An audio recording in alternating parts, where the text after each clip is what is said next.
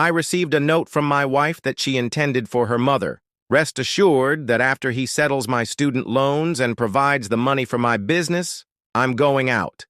When she got home the following evening, her key wasn't working, so I just gazed at my phone. The person who answered the door was my brother. You are aware of the time when everything in your life is completely turned upside down by a SMS message? Yes. Greetings from hell on this Tuesday afternoon. I'm Marcus, a 32-year-old proprietor of a respectable architectural firm that genuinely covers the expenses.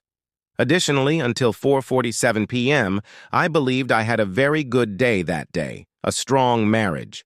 As it happens, I was as far off as one can be without being clinically insane. My phone buzzed while I was studying the plans for a new business project downtown in my home office. Nothing uncommon there. Like a digital tumor, my phone is practically affixed to my hip. However, this buzz was distinct. My entire universe was going to blow up like a construction crew using too much dynamite because of this buzz. And insufficient fragrances. My wife of 2 years, Claire, sent the message. My lovely, purportedly devoted wife who always remembers to DVR my favorite shows and cooks amazing lasagna. The woman I hope to spend my later years with. You know, the whole white picket fence thing that seems to be limited to my hallucinations. Do not be concerned. Once I'll depart, once he settles my school loan debt and finances my business. I looked at the luminous screen as if it were talking. Ancient Greek. After that, I read it several times over because this had to be an error. Of some sort, correct? Perhaps she was discussing a fictitious scenario with her book club companions. Perhaps she was talking about a movie plot. Perhaps the whole incident was a hallucination from a stroke. However, the harsh realities of contemporary technology took over. Additionally, I could see that this was part of the small thread indicator of a continuous dialogue with Mom to Hearts. That would be my lovely mother-in-law, Marjorie, who always regarded me as if I were something she had scraped off her expensive shoes. I sat motionless with my phone in my hand. Was a live grenade. The part of my brain that shuts down totally was happening.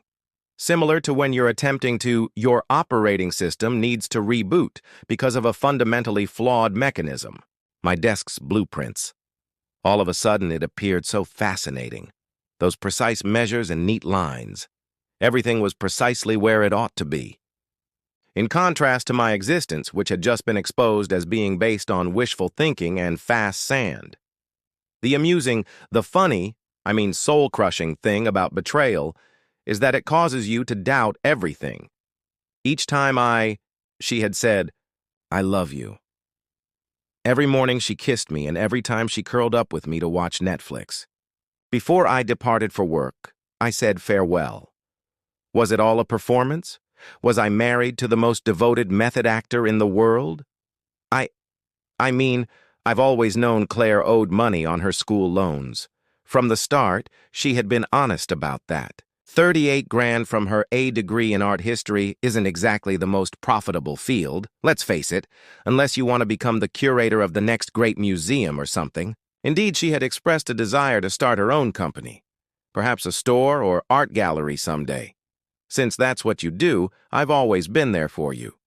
While you're in love, you support their aspirations, even if they entail peddling expensive candles to suburban mothers. However, it turns out that what I mistook for love and support was simply me being the most naive ATM device. I began to act in that way that you do when you're shocked. You know how you ignore the nuclear bomb that just detonated in your head, and instead concentrate on really unimportant details? Life. Similar to how these geometric shadows were produced by the late afternoon sun striking my desk at the ideal angle. Throughout my work, or how next door I could hear Mrs. Ortiz shouting in Spanish at her grandson about something involving a bicycle and what seemed like extremely inventive profanity. Suddenly the house felt different, all those tiny additions made by Claire during the last 2 years. My first car was less expensive than the throw pillows. The fragrant candles that filled the air with the scent of an ocean breeze or an autumn harvest whatever other absurd fragrances they think of these days. We looked, content and in love in the framed pictures. Now it all seemed like stage props. I was the mark in a complex con game. Props. Her key was heard in the front door at approximately 6:30. I used to smile when I heard that familiar sound, which indicated my wife was home, and we might, like every other married couple, we eat supper together and discuss our days. However, it suddenly sounded like footsteps of the enemy coming. The problem about shock, though, is this. It has the ability to surprisingly relax you. I didn't leap to my feet and face her. I refrained from shouting or hurling objects. I simply listened to her footsteps as I sat there in the hallway, the refrigerator door opening and closing, her pocketbook slamming into the kitchen counter. "Marcus, you home?" she asked, yelled out in the same monotone as before. Cozy, recognizable, and entirely typical. "No sign of the cunning con artist. I just found out she was in the office," I yelled back, even to my own ears. Her voice seemed strangely regular. A few minutes later, she emerged in the doorway, still in her. She knew I adored her navy blue dress, work clothes, and her hair was tied back in an untidy bun that somehow looked, she was effortlessly flawless and resembled the woman I had fell in love with 3. She had unintentionally taken my latte at that downtown coffee shop years ago, and we had spent 10 minutes laughing about it. Minutes. "How did your day go?" She walked up to kiss my forehead as quickly as she always did and asked. The whole weight of it struck me at that moment. She was unaware that I had peeked behind the veil of her tiny. She would continue to act the devoted wife while also secretly counting down the days until she could cash out and vanish. In a perverse way, the boldness was almost impressive. I put my phone face down on the desk and said, "That was intriguing. Really, really interesting. You know when it comes to curiosity, it turns out that it can also destroy your self-esteem, kill your faith in people, and make you wonder if you've been living you're the only one in some sort of parallel universe who doesn't realize you're in a sitcom. But at least, considering that cats have 9 lives, I was fairly certain I was nearing the end of mine that evening after Claire had gone to bed. After completing her small task, she used the electric toothbrush that sounds like a dentist drill to brush her teeth. Skincare regimen that takes longer than putting together IKEA furniture. Following her kiss goodnight, like I lost my mind and did what any reasonable person would do in my circumstances. Even though she wasn't a loving wife. Went into full detective gear. You see, this is the lovely thing about contemporary technology, and the lovely foolishness of those who overestimate their intelligence. Claire had connected her phone to our shared iCloud account approximately something about wanting to ensure that her pictures were adequately backed up after she dropped her phone in that's the kind of grace we're dealing with here, Starbucks restroom. The woman who was reportedly in charge of a sophisticated financial scammer was unable to prevent dropping her phone in a coffee shop restroom. So I was sitting in my home office at 1 a.m., scrolling through months like a suburban cyberstalker. It was like reading the script for a heist, I must say, of text exchanges between my wife and her mother. Movie.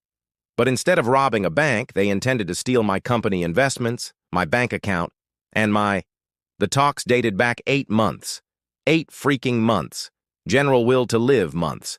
Which indicates that this small plot began to take shape about the time Claire began to show more affection. She began cooking my favorite meals more frequently. At the same time, she began to speak, contemplating our future together, with that romantic expression in her eyes that I mistook for love but was actually dollar signals. March 15th, message from Marjorie to Claire. "Remember, honey, you must be patient. Men like Marcus react better to gentle coercion than to outright demands. Get him to consider backing your Claire's response. I know, Mom, I've been dropping hints about the gallery idea. Dreams was his idea. Interested, but hasn't yet offered financial assistance. Marjorie, wait. And keep in mind our conversation regarding the college loans. Make it romantic and portray it as a fresh start for our marriage. I mean, Really, they were, I half anticipated that I would plan my manipulation as if it were a military operation. Locate a PowerPoint presentation called Operation Sucker Marcus Out of His Life Savings. Hold on, things will improve or worse, depending on how you define human decency. Claire's message to Marjorie on April 3rd. He has been working late a lot recently. The business is doing great. I believe this is our window. He feels prosperous and giving. Marjorie, excellent. Let's begin with the emotional approach. Discuss how having debt is impacting you. Claire was already on it. Men adore feeling like heroes. Your self-esteem. I cried a lot. He appeared so worried and guilty when the loan payment reminder appeared on my phone last night. Reading that reminded me of the evening she was discussing, when she had been quiet. Somehow it's his fault that I owe money. Emile continued to sigh and appear depressed. And when I inquired as to what was wrong, she revealed that she was ashamed of her financial situation. Circumstance, as if she were weighing me down. I had reassured her for 20 minutes that we worked together and that her debt was our debt now, that we would work it out together. I even prepared chocolate lava cake, her favorite dessert, from scratch to lift her spirits. As it happens, I was essentially preparing a cake to commemorate my own impending financial execution. As the months passed, the letters became increasingly specific, discussing timing, quantities, and even escape tactics. Marjorie reportedly researched our state's divorce procedures, determining the precise length of if things didn't work out. Claire would have to remain married to have the best chance of receiving alimony. May 20th. Marjorie, I've been considering.